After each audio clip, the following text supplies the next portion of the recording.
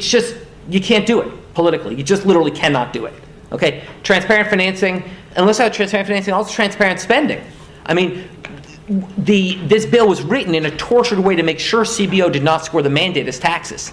If CBO scored the mandate as taxes, the bill dies. Okay? So it's written to do that. In terms of risk-rated subsidies, if you had a law which said healthy people are going to pay in, it made explicit that healthy people pay in and sick people get money, it would not have passed. Okay? Just like lack of transparency is a huge political advantage. And basically, call it the stupidity of the American voter or whatever. But basically, that was really, really critical to getting the thing to pass. And, it's the second best argument. Look, I wish Mark was right. We can make it all transparent. But I'd rather have this law than not. So it's kind of like his reporter story. There's things I wish I could change, but I'd rather have this law than not. So first of all, you haven't publicly commented on this so far. Do you stand by the comments in that video? The comment in the video were made at an academic conference. I was speaking off the cuff. And another Massachusetts hero, John Kerry, or more likely staff, came up with a great substitute idea. They said, look, what you economics nerds want to do is you want to say that for people with expensive health insurance plans, they will no longer get a 40% tax break. What if we instead just levied a 40% tax on the insurance companies that sell these terrible expensive Cadillac plans? We said, well, that's pretty much the same thing, but why does it matter? I said, you'll see. And they were posted, and that passed. Because the American voter is too stupid to understand the difference. Okay? So basically... I was speaking off the cuff. Until a second Massachusetts hero arose, John Kerry. And John Kerry said, no, we're going to tax your health insurance. We're going to tax those evil insurance companies.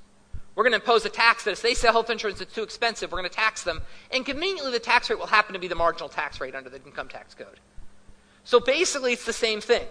We just tax the insurance companies. They pass it on higher prices. That offsets the tax break we get. It ends up being the same thing. It's a very clever, basically exploitation of the lack of economic understanding of the American voter. Okay? I was speaking off the cuff. At your Burma town hall a couple of days ago, you tried to inspire young leaders by saying governments need to be held accountable and be responsive to the people. I wonder how you square that with your former advisor, Jonathan Gruber, claiming you were not transparent about the health law because, in his words, the American people, the voters, are stupid. Did you mislead Americans about the taxes, about keeping your plan, in order to get the bill passed? No, I did not. I just heard about this. I get well briefed before I come out here. The fact that some advisor who never worked on our staff expressed an opinion that I completely disagree with in terms of the voters is no reflection on the actual process that was run. You've already drawn some of the brightest minds from academia and policy circles. Many of them I've stolen ideas from liberally. People ranging from Robert Gordon to Austin Goolsbee, John Gruber, my dear friend Jim Wallace here, who can talk, I think, who can inform what are sometimes dry policy debates with a prophetic voice.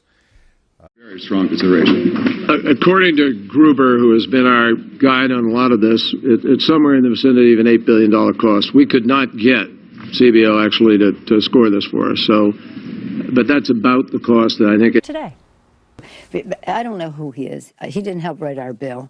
And so, with all due respect to your question, you have a person who wasn't writing our bill commenting on what was going on when we were writing the bill. But here she is, talking him up back in 2009 when she was pushing to pass the Democratic plan. Our bill brings down rates. I don't know if you have seen Jonathan Gruber of MIT's analysis of what the comparison is to the status quo versus what will happen in our bill. I hope their constituents will too. America cannot wait forever for them to act. And that's why today I'm beginning a new effort to fix as much of our immigration system as I can on my own, without Congress. With respect to the notion that I can just suspend deportations through executive order, that's just not the case, because there are laws on the books that Congress has passed, and I know that everybody here at Bell is studying hard, so you know that we've got 3 branches of government. Congress passes the law. The executive branch's job is to enforce and implement those laws, and then the judiciary has to interpret the laws. There are enough laws on the books by Congress that are very clear in terms of how we have to enforce our immigration system, that for me to simply, through executive order, ignore those congressional mandates would not conform with my appropriate role as president. The problem is that, I'm the President of the United States. I'm not the Emperor of the United States. My job is to execute laws that are passed. I can't solve this problem by myself. We're going to have bipartisan support in order to make it happen. We're also a nation of laws. That's part of our tradition. And so the easy way out is to try to yell and pretend like I can do something by violating our laws. That's not how our democracy functions. That's not how our Constitution is written. Sometimes when I talk to immigration advocates, they wish I could just bypass Congress and change the law myself. But that's not how democracy works. The point is that government pays for everything, like Medicare for all. That is a single-payer plan. I have not said that I was a single-payer supporter because, frankly, we historically have had an employer-based system in this country with private insurers, and for us to transition to a system like that, I believe, would be too disruptive. The challenge is, how do we get the federal government to take care of its business? I happen to be a proponent of a single-payer universal health care plan. That's no reason why the United States of America, the wealthiest country in the history of the world, spending 14% of its gross national product on health care, cannot provide basic health insurance to everybody. I have not said that I was a single-payer supporter.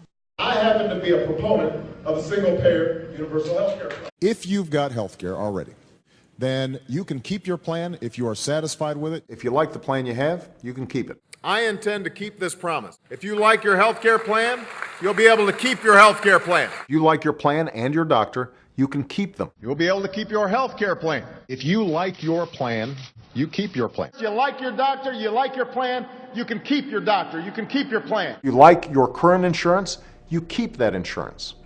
Period.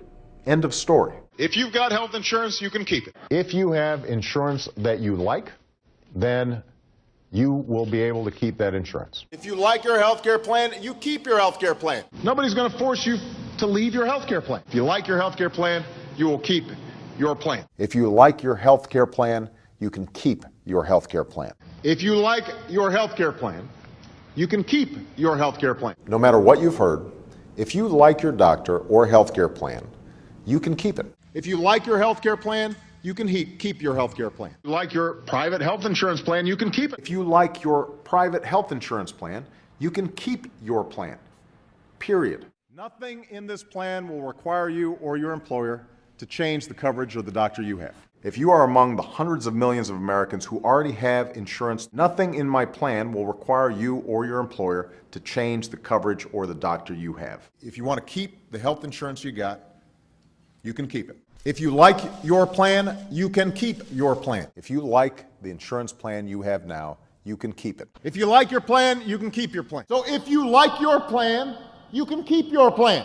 If you like your plan, keep your plan. If you like your current insurance, you will keep your current insurance. If you like your insurance plan, you will keep it. If you're happy with what you got, nobody's changing it. If you're one of the more than 250 million Americans who already have health insurance, you will keep your health insurance. If you have health insurance, the only thing that changes for you is you're more secure. If you already have health care, the only thing this bill does is make sure that it's even more secure. If you've got health insurance, you keep your own insurance. Today, I want to speak plainly, clearly, honestly. If you already have health care, you don't have to do anything.